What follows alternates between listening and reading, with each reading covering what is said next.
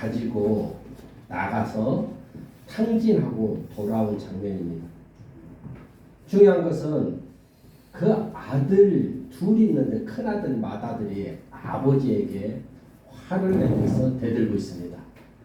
자, 지금 누구든지 이렇게 화를 내야 된다고 생각하는 사람이 있는가 하면은 아버지의 마음을 품은 사람도 있다는 것이죠. 그가 어떻게 살았던 아버지는 그를 품고 잔치를 벌이고 있어요. 송아지를 잡고 신발을 신기고 가락지를 끼워주면서 동네 사람을 다 불러서 잔치를 하고 있는데 이게 말이 되는 겁니까? 형은 화를 내는 거죠. 아버지, 나는 아버지를 섬기고 아버지에게 뭐 하나 해? 되는 것도 없고 충성했는데 나를 위해서 친구들을 위해서 잔치한 것이 무엇이 있습니까? 일견 형의 말이 다 맞는 것 같습니다. 그런데 오늘 본문에서는 하나님이 우리에게 조명하는 것이 있어요. 이렇게 얘기할 수 있잖아요. 도련님, 작은 아들이 돌아왔어요 라고 화인했을 때 땡땡땡 내 동생이 왔다고? 야! 이러고 들어가야 되는 거 아닌가요? 아멘. 막 뛰어가서 누가 먼저 날 자기가 먼저 뛰어서 동생을 끌어안고 야! 우빈이 왔냐? 뭐 이러면은 엉아야 나 왔다 이렇게 얘기해야 되는 거야. 그치? 그것이 하나님을 믿는 사람의 모습이에요. 자, 여기서 동생도 하나님을 믿고 형도 하나님을 믿어요. 근데 하나님을 믿는 이 형이 지금 시대로 말하면 안수 집사나 장로는 됐을 거예요. 그 정도 연륜이 있어. 그런 하나님을 아는 자요, 하나님을 믿는 자라는 그 연륜을 가진 자가 동생의 문제 앞에서 지금 모습을 똑같이 할 수 있는 이 시대 사람들 얼마든지 있다고 오늘 성경은 말하고 있습니다. 다시 말하면 형의 마음은 당연한 것 같지만 하나님 볼 때는 완악한 자라는 거죠. 나는 잃어버린 자를 위하여 왔다고 했어요. 잃어버린 자를 위하여 하나님은 성부의 하나님 때도 살과 가부가 삶에 지쳐서 쓰러지고 낙마하고 자살하려고 할 때 그 성부 하나님은 잃어버린 양을 위하여 엘리사를 보내서 그를 살려냅니다. 한나가 자식이 없어서 눈물 흘리고 괴로워할 때 그 잃어버린 자를 생각해서 하나님은 그에게 태문을 열어주십니다. 신약에 와서는 문둥병에 걸린 자를 건강을 잃어버렸기 때문에 네가 삶을 포기했느냐? 나는 너를 회복시키리라. 귀신 들린 자를 위하여 주님은 귀신은 떠나갈지어다 해서 그에게 생명을 던지고 마른 손을 고쳐주시던 그 잃어버린 자를 위하여 찾아왔던 그 주님이 지금 우리에게 말하는 거예요. 뭐라고요? 네가 예수 믿은 지 오래됐느냐? 네가 교회 다닌 지 오래되었느냐? 그러나 이 문제를 너의 혼적으로 생각하고 너의 혼적인 세계, 그 세계 뒤에 있는 사탄의 속삭임에 당연하다고 말하는 너는 누구냐? 그렇게 말하는 지금 교회 다니는 장로는 안수집사는 권사는 누구냐고 말하는 겁니다. 네가 진정으로 영성을 소유했다면 그를 품어라. 그를 사랑하라. 오늘 본문에는 두 번을 말합니다. 24절에 보면은 내가 아들을 죽었다가 다시 살아났으며 내가 잃었다가 다시 얻었노라 이렇게 말하고 있고, 마지막 32절에도 내 동생은 죽었다가 살아났으며 내가 잃었다가 얻었기로 이렇게 말하고 있습니다. 우리는 세상 살다가 실패할 수 있습니다. 우리는 세상 살다가 죄 지을 수 있습니다. 그것이 경중을 떠나서 무엇이든 오늘 성경은 말합니다. 아버지의 마음으로 품어라. 아멘. 절대 형의 마음을 갖고 정지한다면, 다시 묻겠습니다. 이 형이 앞으로 30년 살도 50년 살도 분명히 죽었을 겁니다. 이 시대 말로는 소천이라 합니다. 그랬을 때 마태복음 25장에 혼인잔치 앞에 서 있는 10처녀가 있습니다. 다섯 처녀는 슬기로운 처녀요, 다섯 처녀는 미련한 처녀라고 말했습니다. 근데 이 형도 역시 그 등불을 들고 서 있는데 신랑 되신 예수님이 더디 오므로 그들이 졸세 신랑이 왔을 때 눈을 떠보니까 다섯 처녀의 등불은 환하게 타고 있는데 다섯 처녀의 등불은 불꽃이 꺼져가고 있어요. 그때 주님이 말합니다. 나는 너를 도무지 모른다. 그리고 활활 타오르는 등불을 들고 있는 다섯 처녀만 데리고 신랑이 혼인잔치에 들어가고 성문을 막아버립니다. 마태복음 25장의 12절에 이렇게 말합니다. 내가 너를 알지 못하노라. 13절에 그런즉 깨어있어라. 그날과 그때를 알지 못하노라. 계시록 21장 8절 마지막에는 이렇게 말합니다. 불과 유황으로 타는 물에 던져지리니 이것이 둘째 사망이니라. 그 형 마다들은 그렇게 심령을 고치지 못하고 그렇게 살았다면은 분명히 신랑 되신 예수 앞에 혼인잔치에 들어가지 못했을 겁니다. 오늘 성경은 그걸 조명합니다. 너희들이 화를 내고 분노내는 게 당연하다고 생각하지만 그 당연함 속에 숨어있는 사단을 보아라. 다시 말하면 이 동생은 재산을 가지고, 재산이 얼마라고는 안 나왔지만 재산을 장가 가야만 받는데 장가 가지 아니하고 재산을 상속해달라는 거예요. 그래서 그걸 가지고 호랑방탕하게 살다가 술도 먹을 것이요, 젊으니까 여자들하고 살았을 것이요, 이렇게 돈을 다 쓰고 빈손으로 됐는데 그때 이 동생의 마음에 두 가지입니다. 천사는 속삭입니다. 아버지에게 돌아가라. 사탄은 속삭입니다. 네 아버지가, 네 형이 너를 반겨주겠냐? 죽어. 인생 그렇게 살다가 죽는 거예요. 얼마 짧게 굵게 살았잖아. 이게 사탄이에요. 성령은 끊임없이 속삭입니다. 아버지에게 가라. 이 두 가지 논지 앞에서 이 아들은 쥐염 열매를 먹을 만큼, 쥐염 열매라는 것은 돼지가 먹는 열매예요.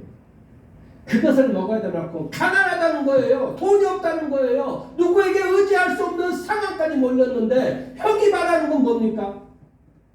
자살하라는 얘기입니까? 굶다가 죽으라는 얘기입니까? 형의 말악하면 바로 그런 거예요. 자기가 당연히 술 먹고 허황방탕하게 살다가 빈손돼서 거지돼서 돌아온 저 자식을 위하여 왜 잔치 안 하고 하는 말은 굶어 죽으라는 얘기야? 그럼 자살하라는 얘기야. 이런 악하고 악독한 완악한 심령을 지금도 이 시대도 갖고 있다는 거예요. 누가? 하나님을 믿는 자들이. 누가? 기도한다는 자들. 누가? 목사들이. 이건 우리가 한 번 정도 되돌아봐야 될 부분 아닌가요? 어느 가정이나 어느 사람이나 공동체 속에도 분명한 것은 잘 되는 사람도 있고 안 되는 사람도 있어요. 그리고 회복된 사람도 있고 회복되지 못한 사람도 있어요. 제가 얘기하고 싶은 건 지금부터예요. 이런 나락으로 떨어진 사람이 회복되는 비결이 있다. 세 가지가 있어요.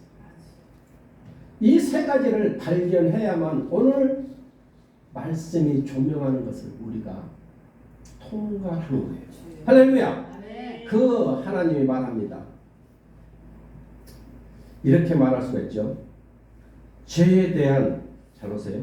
죄에 대한 대가는 분명히 따라와요. 실수와 허물에 대한 것은 따라오지만 우리가 말하는 것이 이게죠. 주홍빛같이 붉을지라도, 그게 뭐예요? 죄가 주홍빛같이 붉을지라도 뒤에 따라오는 수사어가 뭐예요? 양털처럼 희게 하리라. 다시 말하면 내가 나를 발견하는 거예요. 첫 번째가 뭐라고요? 나를 발견하는 거예요. 내가 누구예요 지금? 아버지 명을 조상 대대로 올라오던 그 어떤 그 문화를 거스르는 거잖아. 장가 가야만 생소를 받는데 장가 가지 않고 내가 이 돈 가지고 밖에 가서 돈 좀 벌어올 테니까 돈 달라고 한 것이 자기가 자기를 발견하는 거죠. 언제? 추락한 다음에. 추락한 다음에 자기가 자기를 발견하는 게 어려워요. 모두는 자꾸 합리화를 시킵니다. 추락한 다음에도. 그 밑자락까지 갔음에도 자기가 합리화시켜. 자기가 자기를 발견하는 것은 냉정하게 제3자의 눈으로 자기를 봐야 됩니다. 아멘. 내가 잘못 살았구나. 내 삶이 나는 똑똑한 것 같았는데 내가 잘못 살았구나. 그 마음을 성령이 조명합니다. 그런데 자기가 자기를 발견하지 못한 사람의 특징이 뭐냐면은 사탄이 속삭이는 소리를 들어요. 망할 수도 있지. 아이 교도소 갈 수도 있지. 자꾸 자기를 합리화시킵니다. 아니 돈이 없으니까 도둑질해서 먹고라도 살아야지 그럼 죽으란 말이에요. 자꾸 자기를 합리화시킵니다. 그러나 진정한 천사의 속삭임을 받는 사람은 자기가 자기를 발견합니다. 제가 잘못 살았습니다. 이 회개라는 것은요, 자기가 자기를 발견한다는 것은 다시는 그러면 안 돼. 두 번째는 자기가 자기를 발견하면 그 다음에 회개가 따라와야 돼. 아버지요, 아버지 집에 가서 품삯받는 싹군으로 살아도 내가 행복할 수 있으니 나를 받아 주옵소서. 아버지가 부자인데 아버지 밑에 싹군이 누구요? 그 농사를 그 집에 일을 도와주려면 하루 가면 지금 얼마 주죠? 10만 원 뭐. 요즘 뭐 무슨 철이요? 요즘 시골 가면 무슨 철이요? 미나리도 있고 뭐 고구마도 있고 뭐 양파도 있고 뭐 그런 거 하잖아. 그렇게 일하러 가면 그 집에서 싹을 주잖아. 자기는 부끄러우니까 아버지한테 당당히 아들로 못 사니까 그렇게 싹을 받고 하루 일당을 받고 살지라도 내가 아버지 집에 가겠다 이거예요. 이게 회개예요. 아멘. 자기는 싹을 받는 사람으로 살겠다는 그 내려가는 모습. 와, 그 정도 해야 되지 않아요? 이 탕자는 아버지에게 진짜 그렇게 말합니다. 근데 아버지는 무슨 소리냐고. 신발을 가져라, 가락지를 가져라, 송아지를 잡아라. 와! 여러분 심령에 그것이 싹 트는 사람은 영적인 바늘이 이미 올라간 사람. 아직도 옳고 그런 것을 따진 사람은요, 이제 영적인 잠을 자다 깨어난 사람일 뿐이에요. 언제 자신을 볼 수 있다고요? 문제 앞에서. 내 문제든 상대 문제든 저는 뭐 원수 같은 놈이든 지질이 술만 먹고 돌아다니든 그런 문제를 놓고 하나님은 나를 봐요. 분명한 것은 우리가 볼 때는 우리가 믿음의 유산을 가진 사람이 볼 때는 저렇게 술 먹고 허락받게 살았어는 안 돼요. 안 돼요. 그 아들이 둘째 아들이 막 캬바레 다니고 카페가 아니고 뭐 그러지 술집 다니면서 막 호프 큰 맥주 먹으면서 아가씨들 팁 주고 살 때 사람들이 뭐라 할까? 저거 어디서 놈이요? 저렇게 살아도 되는 놈이요? 라고 손가락질 당했지만 마지막은 그는 회개한다. 아멘. 이렇게 우리는 살아가는 길목에 있어서 다가오는 일에서 분명한 것은 한 가지 특징이 있어요. 그 특징이 뭐냐면 회개의 자리까지 오는데 행동을 하지 않아요. 입으로 우리가 회개한다. 눈물 흘려 기도하는 것 맞아요. 그 행동이 뭐죠? 다시는 동일한 일을 하지 않는 것. 다시는 동일한 죄를 짓지 않는 것. 이게 회개예요. 그리 할 때 그에게 조명하신 성령의 심령이 그를 돕는 자가 되는 거지. 그때 성령의 천사들이 돕는 거지. 자기가 회개하는 언어만 하고 삶은 그대로 살아간다 해서 절대 도와주는 게 없다고. 자, 우리를 봅시다. 여러분은 언제부터 예수 믿었습니까? 예수 믿기 전하고 예수 믿은 다음하고 변한 것이 있다면 삶이 좀 같이 소금과 같이 변했을 겁니다. 아멘. 그럼에도 불구하고 문제가 딱 나타나면 여러분 모습은 이 형의 모습은 혹시 아닙니까? 이게 중요한 거예요. 아버지, 나는 아버지를 위해서 살았고요. 오늘도 아버지 위해서 두 마지기 농사를 짓고 왔고 땀 흘리고요. 나는요 양 뒷다리도 아직 못 먹어봤어요. 아버지 드리려고요. 맞아요. 맞습니다. 그러나 하나님이 원하는 것은 그것은 네 3급이야. 아멘. 그것을 입술로 토설하지 말라는 거예요. 차라리 아버지, 우리 아버지는 위대하십니다. 이렇게 말하는 것이지. 우리 아버지는 역시 멋있어요. 이렇게 말하는 거지. 우리 아버지만이 할 수 있는 거예요. 이렇게 말해야지. 아버지, 저 마음도 행복해요. 할렐루야. 아멘. 이것이 진정 우리 하나님이 원하는 심령이라는 거죠. 자 봅시다. 회개의 자리에서 19절 봅시다. 19절, 오늘 본문의 19절 보면 이렇게 됐습니다. 지금부터는 아버지 아들이라 일컬음을 감당하지 못하겠나이다. 나를 품꾼의 하나로 여기소서. 이게 회개예요. 아멘. 자기의 삶을 완전히 바꿀 수 있는 언어. 이 아버지가 생각할 때 네가 돌아온 것도 고맙지만 네가 그러한 신명을 가지고 있다는 것은 너는 다시 일어날 수 있다. 할렐루야. 내가 너의 아버지 아니냐. 할렐루야. 아멘. 자, 다시 말하면은 탕자가 집으로 돌아올 때 아버지와 동네 사람은 다 기뻐했는데 유독 형만 맏아들만 짜증을 내는 게 본문이에요. 동네 사람도 다 기뻐하죠. 네. 그럼 그는 다 하나님을 믿는 모든 사람들이 아이고 그 집 아들이 왔대. 아 그 집 딸이 왔대. 아 그 집 딸이 이혼했었는데 세상에 안 보이고 연락도 안 돼서 그 엄마가 자살한 줄 알고 그렇게 했는데 세상에 왔대야.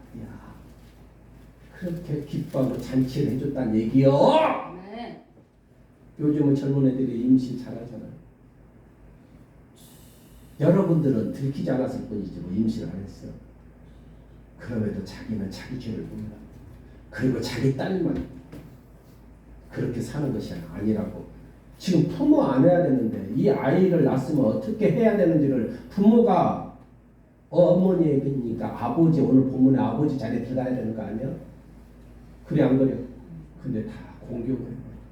그러니까 자녀들이 어떻게 하죠? 화장실에서 애를 낳고 집어 던져버리니까 살인죄가 돼요. 살인죄. 그리고 이 시대가 아무리 발전했어도 성교육 시켜줍니까? 그 성교육이 한계가 있어요. 옛날에는요, 우리 권사님은 전도사님은 안 그랬겠지만 밀밭에 손잡았고요, 옥수밭에 손잡았고요, 뻥밭에 손잡았어. 그냥 그래도 순수했어. 갈 데가 없잖아, 영화관도. 근데 요즘은 너무 좋은 세상이잖아. 그러니까 당연히 그 부산물이 생기는 건 당연한데 자기 집에 나 엊그저께 통화를 누가 했는데 기가 막힌 거예요. 고등학교 3학년짜리가 임신해갖고 왔다는데 엄마가 펄펄 뛰고 전화 왔어. 자기 담임한테 해야지 왜 나한테. 자기 담임은 부끄럽잖아. 그래도 누군가는 멘토를 받고 싶으니까 전화 온 거예요. 난리를 아니야. 아버지 엄마가 난리가 아니야. 그래서 제가 전화로 그랬어요. 오늘 본문을 얘기해 줬어요. 어리석도다. 그런 일이 안 일어나면 좋지만 일어난 걸 가지고 어찌하여 그렇게 호들갑 떠느냐. 그것이 믿음의 사람이냐. 하나님 사람이라고 헌금 많이 하고 봉사 많이 한 당신을 하나님 볼 때 뭐라 하겠노. 사탄은 박수 칠 것이다. 그러니까 오늘 얘기를 설명했죠. 그건 나중에 남편이 전화를 받고 저희들이 잘못 생각했습니다. 지금부터 어떻게 하면 될까요? 답은 다 나와 있다. 생명을 어떻게 죽이겠는가? 만약에 그 딸이 40이 됐는데 시집을 안 가면 뭐라 하겠냐? 시집 가서 애라도 날아가지 않겠냐? 빨리 낫다 생각해. 그리고 그 멋진 애를 혼내지 말고 할 수만 있으면 데리고 사는 방법을 찾아봐라. 할 수만 있으면. 근데 어제 전화 왔어. 그 부모 만났대요. 남자 부모를 어때? 남자 부모가 또 더 멋있는 거예요. 먼저 얘기하더래. 그냥 우리가 다 허락하고 애들 지금은 고등학생이지만 대학교 정도 들어가면 살게 하면 안 되겠냐고. 자기가 다 사주해주겠다고. 참 대단한 거 아니야? 아멘. 근데 반대로 가서 어떻게 되죠? 애들이 둘 다 상처가 커서 방황하고 또 다른 것은 죄인이라는 거죠. 죄의 둘레에 빠져서 이 세상을 온전히 살겠습니까? 탕자는 회계자에 돌아왔습니다. 어제 저녁에 그 딸이 전화 왔어요. 나를 알아요, 걔는. 목사님, 우리 목사님이 우리 엄마 아빠하고 통화하셨다며. 우리 목사님 고마워요. 내가 그래서 그 남자를 전도했습니다. 아멘. 죄가 큰 곳에 사랑이 있고 죄가 큰 곳에 구원이 있어. 어떻게 그런 생각을 했냐더니 이스라엘 목사가 우리 어머니 아버지 마음을 다 어루만져서 당신을 허락했대. 그러니 당신도 교회 다니면서 신앙생활하면 양쪽 어른들이 더 행복하지 않을까. 아멘. 그리고 이제 너는 네 어머니 아버지 전도하는 길을 선택하라. 아멘. 그 고등학교 3학년이 그런 생각을 하는데 하물며 우리나라 50년 40년을 산 인생들이 고등학생만도 못해. 자기가 구원받은 그 반열에 올라간 것이 놀랍고 놀라운데도 자기 허물과 죄를 덮어주시고 국률로 싸주시는 그 하나님을 알지 못하고 지금도 자기가 잘났다고 소리 지르고 있어. 계시록 21장 8절에 가면은 분명한 것은 8부류가 나와요. 지옥 가는 8부류가. 그 성경을 쓴 것은 안 믿는 사람을 향하여 쓴 게 아니고 믿는 사람을 향하여 썼습니다. 계시록 21장 8절에 가면은 이렇게 나옵니다. 두려워하는 자, 믿지 아니하는 자, 흉악한 자, 살인자, 음행하는 자, 점술받을, 우상숭배자, 거짓말. 여기서 이 형은 누구냐고요? 이 형이 중요한 거예요. 이게 우리가 말하는 하나님 믿고도 흉악한 자, 자기 주관만 통과시키려는. 계시록 21장 8절에 뭐라고 되어 있냐면은 불과 여왕에 타는 못에 던져지리라. 둘째 사망입니다. 이렇게 되어 있어요. 예수 믿는 건 복이지만 제대로 믿어야 됩니다. 아멘. 예수 믿는 건 구원이지만 빌립보서 3장 20절에 천국 시민권자 하려면 다시 말하면 계시록 21장 8절에 둘째 사망에 던져질 수도 있다는 거예요. 나만 위안받으려 하지 말고 나만 대우받으려 하지 말고 내가 먼저 낮은 자리에 가서 저 어려운 사람을 먼저 돕는 자가 되십시오. 아멘. 그들의 소리를 듣는 사람이 되십시오. 그 어머니가 그렇게 울다가 지치다가 나중에는 그 원점을 자기가 생각하고 그냥 아무것도 아닌데 자기가 아는 누구는 나이가 40살 된 아들이 장가를 안 가고 장가장 가서 손주 좀 놔달라고 그렇게 사정했는데 안 가려고 하는데 그러고 생각을 바꿔놓으니까 일찍 가서 일찍 나면 얼마나 좋을 거라는 생각을 왜 못했냐고. 이 아들 둘째 돌아온 탕자 이제 그 아버지 사랑이 무엇인지를 깨닫습니다. 할렐루야. 아멘. 자 여기서 저는 정리합니다. 아버지는 무엇이죠? 형은 무엇이고 탕자는 누구? 아버지는 하나님을 표현합니다. 인간의 구원을 바라는 하나님의 속성을 나타내는 거죠. 그러니 나 여호와를 제대로 알고 믿어라 이거예요. 그렇게 덮어주고 쌓아주며 용서하시며 기회를 주시며 다시 회복시켜주고 싶은 게 아버지의 심령이다. 할렐루야. 자 그런데 중요한 것은 그 형은 누구예요? 그 형이 바로 우리들이에요. 하나님을 안다고 섬긴다고 구제 선교하고 기도하고 헌신하고 하는 우리들이다. 우리의 모습에 실족하는 사람의 얻기를 축원합니다. 우리의 모습에 빛과 소금으로 돌아와야지. 우리의 입술로 인해서 누가 실족하면 어떻게 하겠어요? 그럼 동생은 누구예요? 그들도 우리와 같은 동일한 사람이에요. 이렇게 열심히 살다가 실수할 수 있고 넘어질 수 있고 죄의 길을 갈 수도 있다는 거죠. 절대 정지하지 마십시오. 같이 동참하여 어이 둥둥둥 어이 둥둥둥 내 동생아 내 동생아 어이 둥둥둥 내 동생아 이 커피도 한 잔 먹으렴. 무슨 커피요 그게? 카페인 없는 거. 디카페인도 땡 얼음 넣어서 탁 타주면서 동생 브라보 하고 막 야 힘내 내 재산 절반이라도 내가 너 줄게. 할렐루야. 왜 화를 냈냐고요? 자기 재산 남은 거 자기 거 목을 뺏어갈까봐 혹시라도 뺏길까봐 반대로 내가 먼저 준다고 해봐. 아멘. 동생아 나한테 이 5억이 다 뭐냐? 2억 5천 네 거다 네 거. 어서 부인 데리고 애 낳고 살아나지. 그 정도로 그것이 우리가 추구해야 될 영적 존재라는 거죠. 아멘. 할렐루야. 아멘. 그런 모든 복된 자들이 우리 남유리 공동체가 되기를 축원합니다. 아멘. 기도하겠습니다.